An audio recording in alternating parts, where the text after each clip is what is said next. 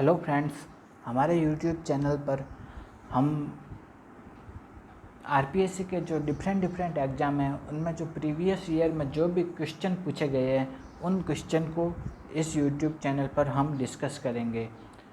इस वीडियो में हम जूनियर साइंटिफिक असिस्टेंट एग्ज़ाम जो कि 2019 में हुआ था उसमें जो भी बायोलॉजी के जो भी क्वेश्चन पूछे गए थे उन सभी क्वेश्चनों को इस वीडियो में डिस्कस करेंगे। ओके, तो शुरू करते हैं। फर्स्ट क्वेश्चन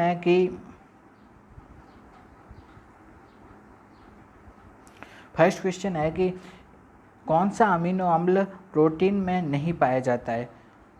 कौन सा अमीनो अम्ल प्रोटीन में नहीं पाया जाता है? तो इसका सही आंसर है जो ऑर्निथिन अमीनो अम्ल होता है वो प्रोटीन में नहीं पाया जाता है। बाकी इनमें से टायरोसिन, अस्पार्टिक अम्ल, ग्लूटामिक एसिड ये सभी अमीनो अम्ल प्रोटीन में पाए जाते हैं, जबकि ऑर्निथिन अमीनो अम्ल है वो प्रोटीन में नहीं पाया जाता है। सेकंड क्वेश्चन है कि बढ़ते हुए क्रम में कार्बन परमाणु युक्त कार्बोहाइड्रेट का सही सेट ज्ञात कीजिए। मतलब कार्बन की संख्या कितनी है उस कार्बोहाइड्रेट में, उसके आधार पर उन कार्बोहाइड्रेट को हमें जमाना है। ओके, जैसे अगर कार्बोहाइड्रेट में कार्बन की संख्या कम है तो उनको पहले रखना है और कार्बन की संख्या ज़्यादा है तो उनको बाद में रखना है। जैसे कि इरिथ्रोज में कार्बन की संख्या कितनी होती है? 4। इरिथ्रोज में कार्बन की संख्या होती है 4। इरिथ्रोज में कार्बन की संख्या होती है 4 और जबकि अपन देखते हैं जाइलोज में कार्बन की संख्या होती है 5 और मैनोज में कार्बन की संख्या होती है 6। तो सबसे पहले अपन है ना किसको रखेंगे? इरिथ्रोज जिसमें कि कार्बन की संख्या कितनी होती है? 4। उसके बाद जाइलोज में कार्बन की संख्या 5 उसको रखेंगे। उसके बाद मैनोज जिसमें कि कार्बन की संख्या होती है 6 उसको रखा जाएगा। तो आंसर हो गया सी। नेक्स्ट क्वेश्चन देखते हैं। क्रेब्स हैंसेलिट साइकिल पाया जाता है। क्रेब्स हैंसेलिट साइकिल किस में पाया जाता है? लीवर में, यकृत लीवर में पाया जाता है क्रेब्स हैंसेलिट साइकिल। क्वेश्चन नंबर 4, सस्तनी में क्रेब्स साइकिल के कौन से उत्पाद से अमीनो अम्ल आर्जिनिन का संश्लेषण होता है? मतलब आर्जिनिन जो अमीनो अम्ल है उसका संश्लेषण किससे होता है? तो आर्जिनिन अमीनो अम्ल का संश्लेषण होता है अल्फा कीटोग्लूट्रेट। ये अल्फा कीटोग्लूट्रेट होता है वो क्रेब्स साइकिल का उप उत्पाद होता है। इससे आर्जिनिन अमीनो अम्ल का संश्लेषण होता है। ठीक है, अब नेक्स्ट क्वेश्चन देखते हैं। नेक्स्ट क्वेश्चन है कि हमबर्गर प्रक्रिया किससे संबंधित है? तो हमबर्गर प्रक्रिया संबंधित होती है क्लोराइड शिफ्ट से। हमबर्गर प्रक्रिया किससे शिफ्ट होती है?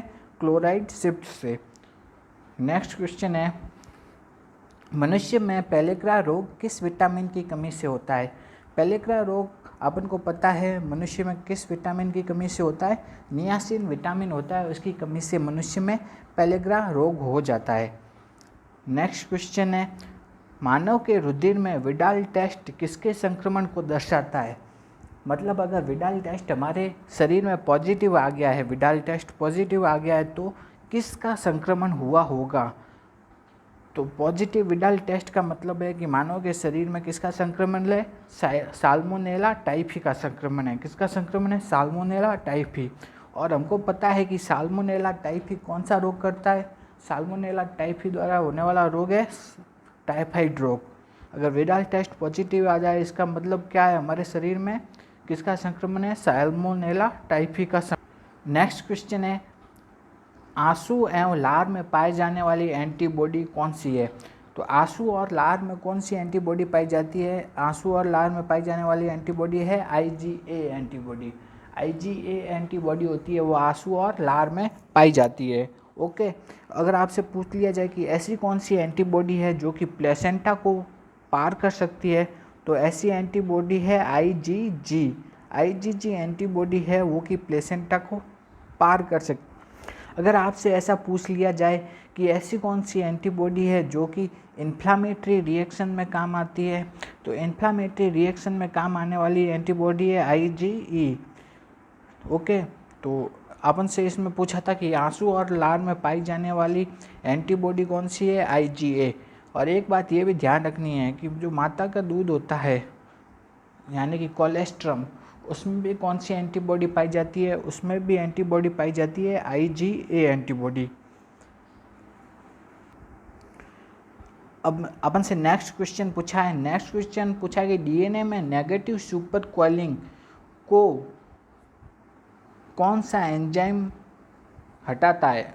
DNA में नेगेटिव सुपर कॉइलिंग को कौन सा एंजाइम हटाता है, ये पूछा गया है अपन से नेक्स्ट क्वेश्चन में। तो नेगेटिव सुपर कॉइलिंग को हटाने वाला एंजाइम है topoisomerase second. Topoisomerase second enzyme है जो कि DNA में नेगेटिव सुपर कॉइलिंग को हटाता है। नेक्स्ट क्वेश्चन है, ऐसे 2 अमीनो अम्लों के नाम बताइए जो कि एक ही कोडोन से कोडित होते हैं। तो ऐसे 2 अमीनो अम्ल जो कि एक ही कोडोन से कोडित होते हैं वो अमीनो अम्ल है मिथ्योनिन और ट्रिप्टोफैन।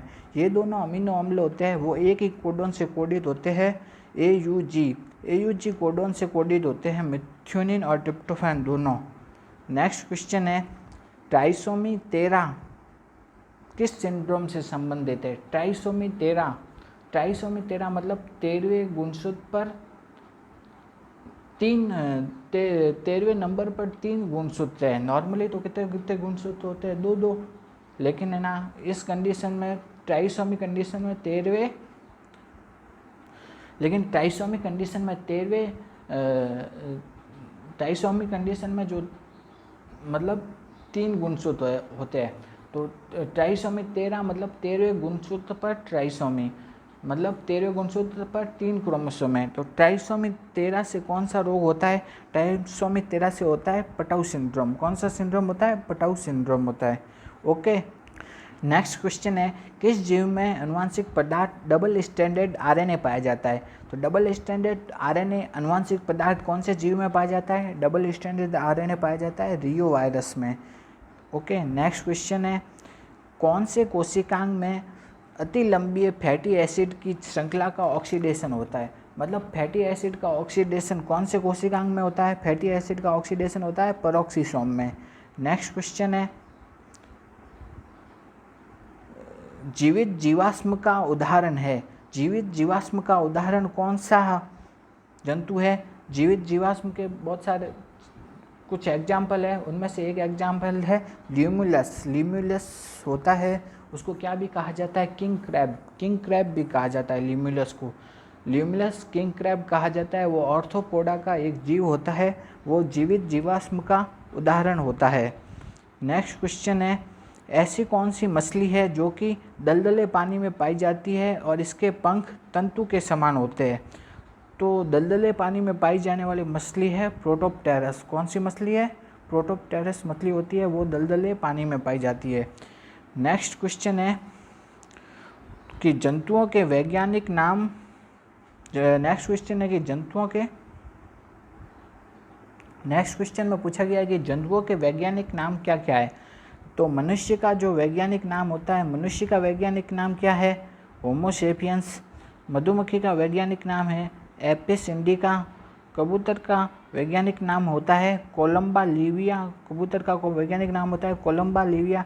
जबकि पेरीप्लेनेटा का वैज्ञानिक नाम होता है तिलचट्टा यानी कॉकरोच का वैज्ञानिक नाम होता है पेरीप्लेनेटा अमेरिकाना। ओके, तो अब नेक्स्ट क्वेश्चन में चलते हैं। नेक्स्ट क्वेश्चन है कि आंतरिक अंगों में पाई जाने वाली स्पिंडल शेप्ड अनब्रांच्ड और अनैच्छिक पेशियाँ। तो अनैच्छिक पेशियाँ कौन सी होती है, हमको पता है अनैच्छिक पेशियाँ होती है स्मूथ मसल, और वो आंतरिक अंगों में पाई जाती है। जैसे आंतरिक अंगों में पाई जाती है स्पिंडल शेप्ड अनब्रांच और अनैच्छिक मसल जो कि होती है स्मूथ मसल। नेक्स्ट क्वेश्चन है, मानव प्रजनन तंत्र में निम्नलिखित में से कौन सी सहायक लैंगिक नलिका नहीं है। तो सहायक लैंगिक नलिका है, अपन को पता है जो वास्ट डिफरेंस है वो भी सहायक लैंगिक नलिका है। एपिडिडाइमिस वो भी सहायक लैंगिक नलिका है। ओविडक्ट है वो भी सहायक लैंगिक नलिका है। लेकिन जो सेमिनिफेरस ट्यूबुल है वो सहायक लैंगिक नलिका नहीं है। तो इसका आंसर होगा सेमिनिफेरस ट्यूब्यूल्स। तो नेक्स्ट क्वेश्चन है, फर्टिलाइजिन एंड एंटी फर्टिलाइजिन नामक रासायनिक पदार्थ निम्न में से स्रावित किए जाते हैं। फर्टिलाइजिन और दूसरा है एंटी फर्टिलाइजिन पदार्थ। जो फर्टिलाइजिन है वो तो किससे स्रावित होता है, ओवम से। फर्टिलाइजिन है वो तो किससे होता है, ओवम से, जबकि एंटी फर्टिलाइजिन होता है वो किससे होता है, स्पर्म से। तो फर्टिलाइजिंग पहले ओवम और बाद में स्पर्म से, तो इसका आंसर हो गया सी। नेक्स्ट क्वेश्चन में चलते हैं अपन। नेक्स्ट क्वेश्चन पूछा है कि मनुष्य में यौन संचारित रोग एक कसा भी प्रोटोजोन से होता है, वह रोग है। मनुष्य में होने वाला एक एसटीडी मतलब सेक्सुअल ट्रांसमिटेड डिजीज जो कि एक कोशिकीय एक कसाबकीय प्रोटोजोआ से होता है, वह रोग है। वह रोग कौन सा है, ट्राइकोमोनिएसिस। वह रोग कौन सा है, ट्राइकोमोनिएसिस। तो इसका आंसर हो गया ट्राइकोमोनिएसिस।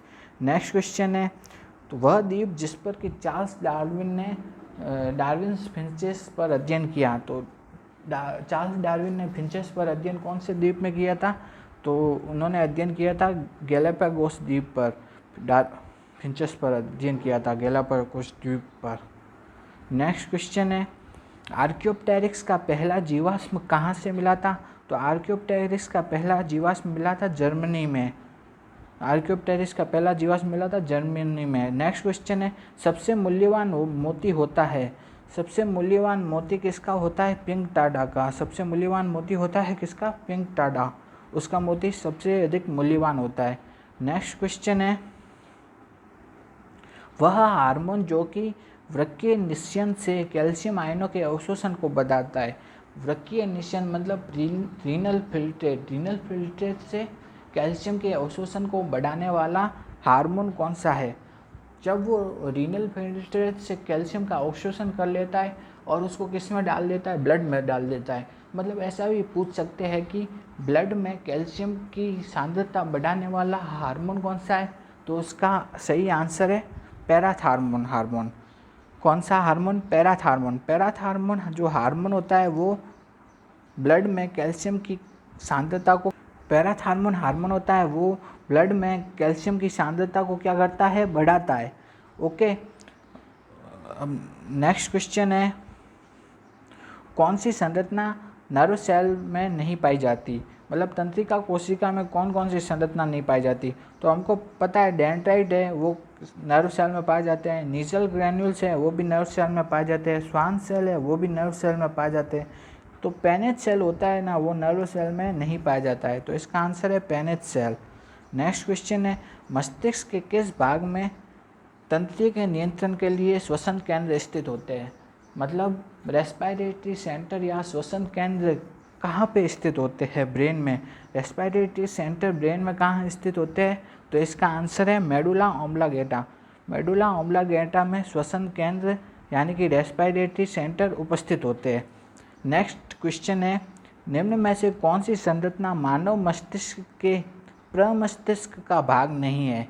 प्रमस्तिष्क मतलब सेरिब्रम का भाग कौन सी संरचना नहीं होती है, तो इसका आंसर है जो टेक्टम होता है ना, वो टेक्टम वो सेरिब्रम का भाग नहीं होता है। बाकी इंसुला, फ्रंटल लोब और लेटरल सेरिब्रल सल्कस ये सब होते हैं जो कि सेरिब्रम के भाग होते हैं। नेक्स्ट क्वेश्चन है कि स्तनधारियों में बाहर से अंदर की तरफ उपस्थित ईयर ऑसिकल की उपस्थिति का क्रम है क्या है, मतलब सबसे बाहर कौन सा ईयर ऑसिकल होता है, फिर कौन सा ईयर ऑसिकल होता है और सबसे अंदर की तरफ कौन सा ईयर ऑसिकल होता है।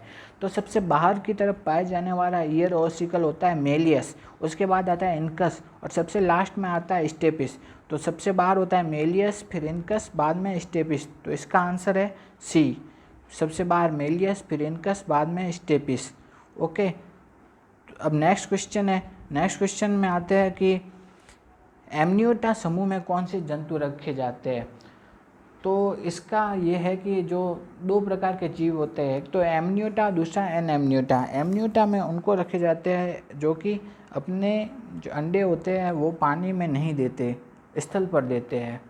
एमनियोटा में वो जीव आ गए जो कि अपने अंडे स्थल पर देते हैं, जबकि एनेमनियोटा में वो जीव आते हैं जो कि अपने अंडे पानी में देते हैं। पानी में अंडे देने वाले जीव जैसे कि फिश, एम्फीबियन, ये दोनों क्या है, एन एमन्यूटा, ये अपने अंडे कहाँ देते हैं, पानी में। जबकि स्थल पर अंडे देने वाले जीव आगे रेप्टाइल्स, बर्ड्स और मैमल्स। रेप्टाइल्स, बर्ड्स और मैमल्स ये तीनों अपने अंडे कहाँ देते हैं, स्थल पर। ये क्या हो गए, एमन्यूटा। एमन्यूटा के एग्जाम्पल क्या है, रेप्टाइल्स, बर्ड और मैमल्स। रेप्टाइल्स, बर्ड और मैमल्स, ये क्या हो गए, एमन्यूटा। जबकि एन एमन्यूटा के एग्जाम्पल है, एन एमन्यूटा के एग्जाम्पल कौन से है, एन एमन्यूटा के एग्जाम्पल है एम्फीबियन और फिशेस। ये दोनों एन एमन्यूटा के एग्जाम्पल है। और एमन्यूटा के एग्जाम्पल है reptiles, birds and mammals. Next question है, वायरल संक्रमित रोग जो कि बच्चों की लार ग्रंथियों को प्रभावित करता है। मतलब बच्चों की लार ग्रंथियों को प्रभावित करने वाला रोग कौन सा है, जिसमें कि लार ग्रंथियाँ प्रभावित हो जाती है, वो रोग है मम्प्स। कौन सा रोग है, मम्प्स।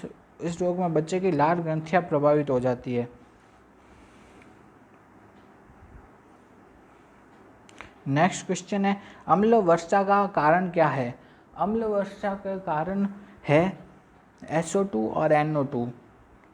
अम्ल वर्षा का कारण होता है SO2 और NO2। SO2 और NO2 ये दोनों प्रदूषक होते हैं, ये वायु में जाते हैं। और जब बरसात होती है तो SO2 पानी के साथ मिलकर के H2SO4 बना देता है, जबकि NO2 पानी के साथ मिलकर के HNO3 बना देते हैं। H2SO4 और HNO3 ये दोनों एसिड है और ये पानी के साथ नीचे आते हैं। इसको ही क्या कहा जाता है, अम्ल वर्षा कहा जाता है। नेक्स्ट क्वेश्चन है, इकोसिस्टम शब्द किसने दिया।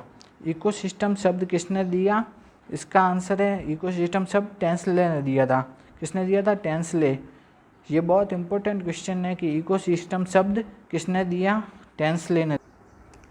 नेक्स्ट क्वेश्चन में चलते हैं कि सनकन स्टोमेटा और मल्टीपल एपिडर्मिस किस में पाई जाती है। सनकन स्टोमेटा मतलब धसे हुए स्टोमेटा, और सामान्यतः जो एपिडर्मिस होती है ना, वो तो क्या होती है, एक परती होती है। लेकिन मल्टीपल एपिडर्मिस मतलब बहुत सारी परतों वाली एपिडर्मिस, ये किस में पाए जाते हैं, ये दोनों चीज़ें, सनकन स्टोमेटा और मल्टीपल एपिडर्मिस, ये पाए जाते हैं अपने ऐसे पादपों में जहाँ पे पानी की कमी होती है ना, मरुद पादपों में जहाँ पानी की कमी होती है, उन पादपों में ऐसे लक्षण पाए जाते हैं, सनकन स्टोमेटा और मल्टीपल एपिडर्मिस। तो इसका सही आंसर होगा नीरियम। नीरियम में सनकन स्टोमेटा और मल्टीपल एपिडर्मिस पाए जाते हैं। नेक्स्ट क्वेश्चन आ गया। नेक्स्ट क्वेश्चन पे चलते हैं कि पादप प्रोपेग्यूल का एक स्थान से दूसरे स्थान पर सक्सेसफुल इस्टाब्लिशमेंट, मतलब प्लांट प्रोपेग्यूल का किसी स्थान पर सक्सेसफुल इस्टाब्लिशमेंट क्या कहलाता है, सक्सेसफुल इस्टाब्लिशमेंट कहलाता है इकेसिस। प्लांट प्रोपेग्यूल का किसी स्थान पर सक्सेसफुल इस्टाब्लिशमेंट क्या कहलाता है, इकेसिस कहलाता है। ठीक है, अब नेक्स्ट क्वेश्चन आ गया, cDNA का निर्माण होता है। तो अपन को पता है cDNA का मतलब होता है कॉम्प्लीमेंट्री डीएनए। कॉम्प्लीमेंट्री डीएनए का निर्माण होता है किससे, mRNA से निर्माण होता है। और इस क्रिया में कौन सा एंजाइम काम आता है, रिवर्स ट्रांसक्रिप्शन एंजाइम काम आता है। नेक्स्ट क्वेश्चन आ गया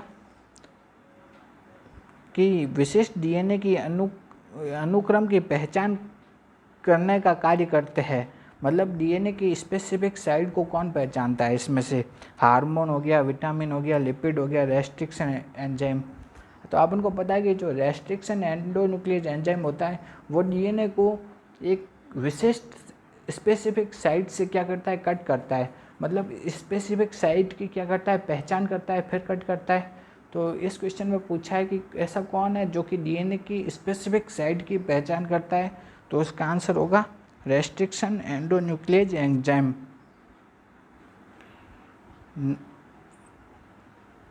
नेक्स्ट क्वेश्चन है, ह्यूमुलिन है। ह्यूमुलिन क्या है, तो ह्यूमुलिन क्या होती है, ह्यूमन इंसुलिन को भी क्या कहा जाता है, ह्यूमुलिन।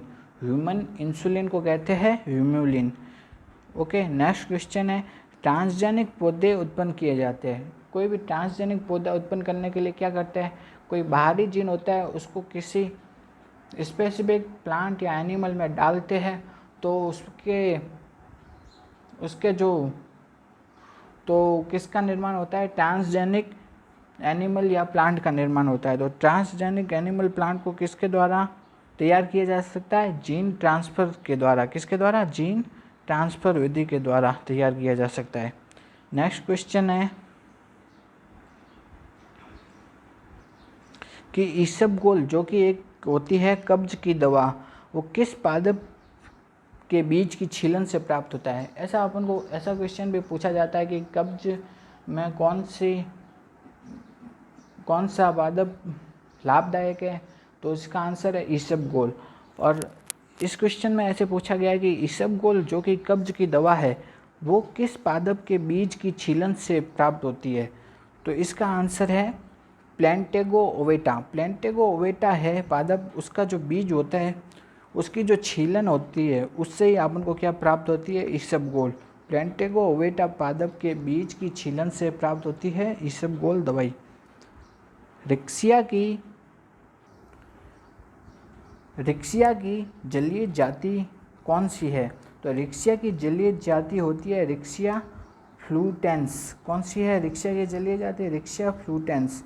रिक्सिया की जलीय जाति है रिक्सिया फ्लूटेंस। ओके, नेक्स्ट क्वेश्चन है वॉलवॉक्स कॉलोनी की प्रत्येक कोशिका की संरचना किसके समान होती है? तो वॉलवॉक्स कॉलोनी की जो प्रत्येक कोशिका होती है ना उसकी संरचना होती है किसके समान? क्लेमाइडोमोनास के समान होती है। किसके समान होती है? क्लेमाइडोमोनास के समान। नेक्स्ट क्वेश्चन है कि राइजोइड एवं स्केल्स पाए जाते हैं। राइजोइड मतलब मूलाभास एवं स्केल्स पाए जाते हैं। किस में पाए जाते हैं? राइजोइड और स्केल्स ब्रायोफाइटा में पाए जाते हैं। नेक्स्ट क्वेश्चन है मेरिस्टेम शब्द किसने दिया? मेरिस्टेम यानी कि विभज्योतक शब्द किसने दिया? तो मेरिस्टेम शब्द दिया था कार्ल नेगेली ने। मेरिस्टेम शब्द किसने दिया? कार्ल नेगेली। अगला क्वेश्चन है ग्रैमिनी कुल के पादपों में प्रोटीन मुख्यतया कहाँ पाया जाता है? ग्रैमिनी कुल के पादों में प्रोटीन पाया जाता है मेनली एल्यूरॉन परत में। कहाँ पाया जाता है? एल्यूरॉन परत में। नेक्स्ट क्वेश्चन है वेलामेन जो कि क्या है? स्पंजी उत्तक है। क्या है? स्पंजी उत्तक। वो किस में पाया जाता है? तो वेलामेन टिश्यू कहाँ पाया जाता है? एपीफाइट यानी अधे पादप होते हैं उनकी रूट में पाया जाता है।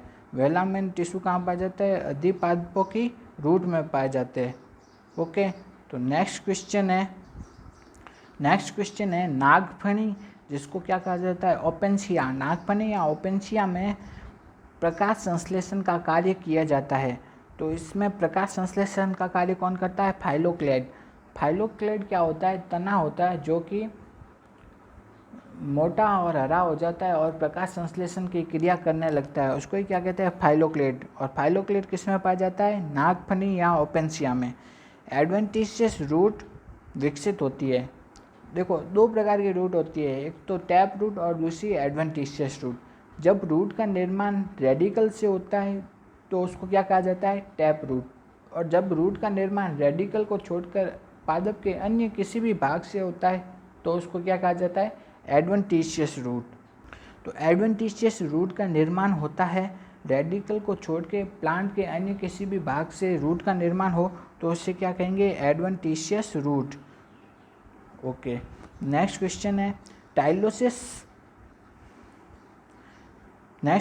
टाइलोसिस में पैरेनकाइमेटस सेल कहाँ से एंटर करती है? तो टाइलोसिस में पैरेनकाइमेटस सेल एंटर करती है गर्त से यानी पिट्स से है ना। टाइलोसिस में पैरेनकाइमेटस सेल एंटर कर जाती है। नेक्स्ट क्वेश्चन है कॉर्टिकल बंडल पाए जाते हैं। तो कॉर्टिकल बंडल किस में पाए जाते हैं? निक्टेंथस में पाए जाते हैं। किस में पाए जाते हैं? निक्टेंथस। नेक्स्ट क्वेश्चन है डाइकोट तने में, जो डाइकोट का तना होता है ना उसमें प्राइमरी जाइलम और प्राइमरी फ्लोएम के बीच पाई जाने वाली कैम्बियम कौन सी होती है? डाइकोट तने में प्राइमरी जाइलम और प्राइमरी फ्लोएम के बीच में पाई जाने वाली कैम्बियम कौन सी है? तो उसका सही आंसर है इंट्राफेसिक्यूलर कैम्बियम। कौन सी कैम्बियम? इंट्राफेसिक्यूलर कैम्बियम होती है वो कि डाइकोट के तने में प्राइमरी जाइलम और प्राइमरी फ्लोएम के बीच में पाई जाती है। नेक्स्ट क्वेश्चन है बार्क यानी कि जो छाल होती है उसमें क्या क्या सम्मिलित होते हैं? तो बार्क होते हैं यानी छाल होती है उसमें क्या सम्मिलित नहीं है? तो बार्क में सम्मिलित क्या क्या होती है वो देखो पहले। तो सम्मिलित होते हैं पेरिडम, पेरिडम पाया जाता है बार्क में। कॉर्क कैम्बियम होता है वो भी बार्क में ही आता है। सेकेंडरी फ्लोएम होता है वो भी बार्क में ही आता है, लेकिन जो सेकेंडरी जाइलम होता है वो बार्क में नहीं आता है। तो बार्क में सम्मिलित नहीं है, उसका आंसर है सेकेंडरी जाइलम। नेक्स्ट क्वेश्चन है ऑस्मोटिक प्रेशर यानी कि परासरणीय दाब सबसे मैक्सिमम किस में होता है। तो ऑस्मोटिक प्रेशर सबसे मैक्सिमम होता है लवणोद्भिद पादपों में, मतलब हेलोफाइट में ऑस्मोटिक प्रेशर सबसे मैक्सिमम होता है। क्रेंज एनाटॉमी किस में पाई जाती है। तो क्रेंज एनाटॉमी पाई जाती है सी फॉर प्लांट्स में। सी फॉर प्लांट्स में क्या पाई जाती है, क्रेंज एनाटॉमी। नेक्स्ट क्वेश्चन है कि किस क्रियाधार का रेस्पिरेटरी कोफिशिएंट RQ 1 से कम होता है। तो RQ का मान 1 से कम किसका होता है, लिपिड का। लिपिड का RQ का मान क्या होता है, 1 से कम होता है। जबकि जो बाकी तीनों है वो क्या है, कार्बोहाइड्रेट है। कार्बोहाइड्रेट बाकी तीनों है कार्बोहाइड्रेट। तो कार्बोहाइड्रेट का RQ का मान कितना होता है, 1 होता है। लिपिड के RQ का मान 1 से कम होता है। ओके। कोशिका की सार्वत्रिक ऊर्जा मुद्रा मतलब यूनिवर्सल एनर्जी करेंसी कौन सी है। सेल की यूनिवर्सल एनर्जी करेंसी होती है ATP। कौन सी निम्न में से कौन सी परजीवी शैवाल है। नेक्स्ट क्वेश्चन है कि निम्न में से कौन सी परजीवी शैवाल है। हमको मालूम है कि जो शैवाल होती है वो मेनली क्या होती है, स्वपोषी होती है, मतलब अपना भोजन खुद बनाती है। लेकिन परजीवी शैवाल है मतलब कि अपना भोजन नहीं बना रही है खुद, किसी और पे डिपेंड है। तो इन सब में से परजीवी शैवाल है सिफेल्यूरोस। कौन सी है परजीवी शैवाल, सिफेल्यूरोस। ये क्वेश्चन और ये सिफेल्यूरोस किस पे डिपेंड रहती है, चाय की पत्तियों पर डिपेंड रहती है। ये क्वेश्चन भी पूछा हुआ है कि सिफेल्यूरोस किस पर परजीवी है, चाय की पत्तियों पर परजीवी होती है। नेक्स्ट क्वेश्चन है ऐसी कौन सी बीजांडीय संरचना है जो कि पोलन ट्यूब को माइक्रोपाइल की तरफ वृद्धि करने हेतु प्रेरित करती है। पोलन ट्यूब को माइक्रोपाइल की तरफ वृद्धि करने के लिए कौन प्रेरित करता है। तो उसका सही आंसर है ऑब्ट्यूरेटर। ऑब्ट्यूरेटर होता है ऑब्ट्यूरेटर होता है वो पोलन ट्यूब को माइक्रोपाइल की तरफ वृद्धि करने हेतु प्रेरित करता है। ऑब्ट्यूरेटर माइक्रोपाइल पोलन ट्यूब को माइक्रोपाइल की तरफ वृद्धि करने हेतु प्रेरित करता है। ओके। नेक्स्ट क्वेश्चन है वह कशाभिका विन्यास जिसमें कशाभिकाएं जीवाणु की पूरी सतह पर फैली रहती है। मतलब कोई जीवाणु, मान लो ये जीवाणु है, उस पर ये इस तरह से क्या पाई जा रही है, फ्लैजिला पाई जाती है पूरी सतह पे। तो इस तरह का विन्यास क्या कहलाता है, पेरिट्राइकस। क्या कहलाता है, पेरिट्राइकस कंडीशन। पेरिट्राइकस कंडीशन में जो फ्लैजिला होते हैं जीवाणु की पूरी सतह पर फैले रहते हैं। क्या करते हैं, पूरी सतह पर फैले रहते हैं। ओके। नेक्स्ट क्वेश्चन है जीवाणुओं में मेसोसोम का कार्य क्या है। तो जीवाणु में मेसोसोम का कार्य क्या है, श्वसन। मेसोसोम का कार्य जीवाणुओं में क्या होता है, श्वसन करना। नेक्स्ट क्वेश्चन है आइसोमॉर्फिक पीढ़ी एकांतरण। आइसोमॉर्फिक पीढ़ी एकांतरण किस में पाया जाता है। तो आइसोमॉर्फिक पीढ़ी एकांतरण पाया जाता है टेरिडोफाइटा में। तो इन सब में टेरिडोफाइट कौन सा है, एक्टोकार्पस। तो आइसोमॉर्फिक पीढ़ी एकांतरण पाया जाएगा किसमें, एक्टोकार्पस में। नेक्स्ट क्वेश्चन है वायरस का वाहक है। वायरस का वाहक इनमें से कौन सा है। वायरस का वाहक होता है ऑल्पिडियम। कौन सा, ऑल्पिडियम होता है वो वायरस का वाहक है इन सब में से। नेक्स्ट क्वेश्चन है दालचीनी जो कि मसाला है वो पादप के कौन से भाग से प्राप्त होता है। तो दालचीनी जो कि मसाला होता है वो पादप के कौन से भाग से प्राप्त होता है, इसका आंसर है सही है छाल। दालचीनी प्राप्त होती है किससे, छाल से। नेक्स्ट क्वेश्चन है ऐसा कौन सा वायरस है जिसमें कि प्रोटीन का आवरण तो एब्सेंट होता है और लेकिन सिर्फ और सिर्फ क्या पाया जाता है, RNA। प्रोटीन कोड तो एब्सेंट होता है और सिर्फ क्या पाया जाता है, RNA पाया जाता है। ऐसा कौन सा वायरस है। तो ऐसा वायरस है पोटैटो स्पिंडल ट्यूबर वायरस। तो ऐसा वायरस है पोटैटो स्पिंडल ट्यूबर वायरस जिसमें कि प्रोटीन कोड तो एब्सेंट है, सिर्फ क्या पाया जा रहा है, RNA पाया जा रहा है। नेक्स्ट क्वेश्चन है वायरस रहित यानी कि वायरस फ्री प्लांट प्राप्त करने के लिए किसका उपयोग किया जाता है, एपिकल मेरिस्टेम। यानी शीर्ष विभज्यों तक एपिकल मेरिस्टेम का उपयोग करके वायरस फ्री प्लांटों को उत्पन्न किया जा सकता है। एपिकल मेरिस्टेम का टिश्यू कल्चर में उपयोग करके वायरस फ्री प्लांटों को पैदा किया जाता है। अगर आपको हमारा वीडियो अच्छा लगा तो वीडियो को लाइक करें और चैनल को सब्सक्राइब करें। Thank you.